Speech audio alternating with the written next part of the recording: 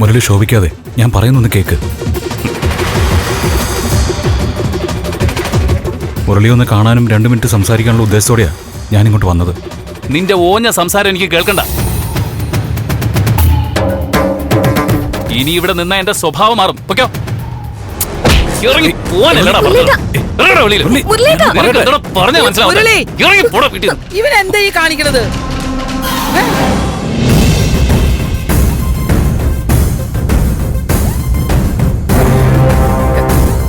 നീ എന്താ മുരളി കാണിക്കണത്? എന്താ മോനെ കാര്യം? മുരളി ഒന്നും പറയണ്ടമ്മേ. മുരളി ഞാൻ കുറ്റം പറയില്ല.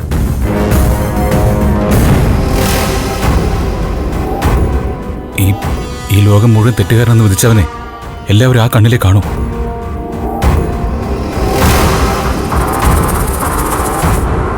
ഭഗവാൻ കൃഷ്ണന്റെ കാര്യം അറിയാലോ. സ്യമന്തകമണിയുടെ പേരിൽ അദ്ദേഹം എന്തുമാത്രം അപവാദം കേട്ടു.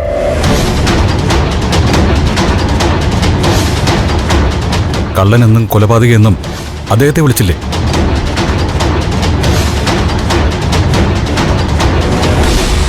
എന്നിട്ട് അവസാനം എന്തായി?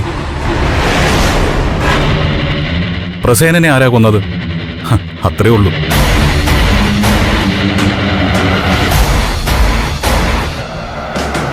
ഭഗവാനെ കൊലപാതകം എന്ന് വിളിക്കാമെങ്കിൽ പിന്നെ എന്റെ കാര്യം പറയണോ? നീ എന്താ ആത്മീയത കളിക്കുന്നു? നിന്നെ ഭഗവാനെയൊക്കെ ഒറ്റ ഗ്രേഡിലാക്കിയോ? ഞാൻ മാത്രമല്ല, മുരളിയും ഈ അമ്മയും ഈ സഹോദരിയും ഒക്കെ ഭഗവാന്റെ അംശങ്ങളാണ്.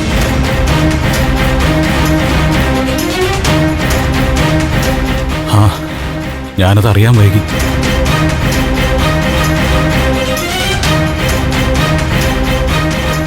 ജയിലിൽ വെച്ച് ആത്മീയ അന്വേഷണം തുടങ്ങി. ഇപ്പൊ പരോളിലിറങ്ങി 3 ദിവസം ഭജന വരുന്നു. മനക്കണ്ണ് തുറന്നു.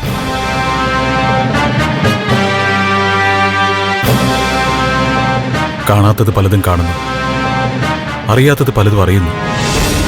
ഇവനിത് എന്തൊക്കെയായി പറയുന്നേ? ഒന്നും നമ്മളായിട്ട് പറയുന്നതല്ല മുരളി.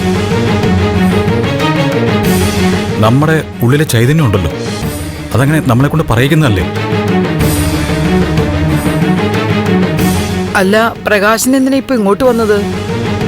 എനിക്ക് മുരളി ഒന്ന് കാണണമായിരുന്നു. ചില കാര്യങ്ങൾ പറയണം. എന്നാ പറയണം. അമ്മ പോയി കുടിക്കാൻ ചായ എടുക്ക. ഗൗരി, പലഹാരം എടുത്തോ, നല്ല ക്ഷീണം കാണുവേ. പറയണം സാറേ, എന്താ മൊഴിയാനുള്ളത്? അല്ല, സാർ അകത്തേക്ക് വന്നിരിക്കുക. മുരളി, അപമാനിച്ചത് മതി. ഞാനിപ്പോ തന്നെ പൊയ്ക്കോളാം. ഞാനൊരു കാര്യം പറഞ്ഞോട്ടെ? വേണ്ട, നീ ഒന്നും പറയണ്ട. മുരളി എന്താ പറയാനുള്ളതൊന്നും കേക്ക്.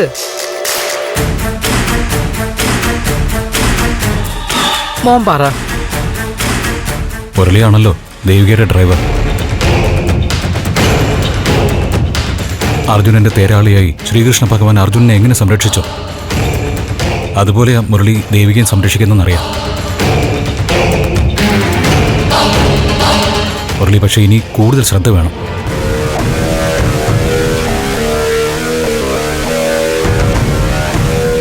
ദേവിക്ക് നേരെ ആസുര ശക്തികളുടെ ആക്രമണമുണ്ടാവും.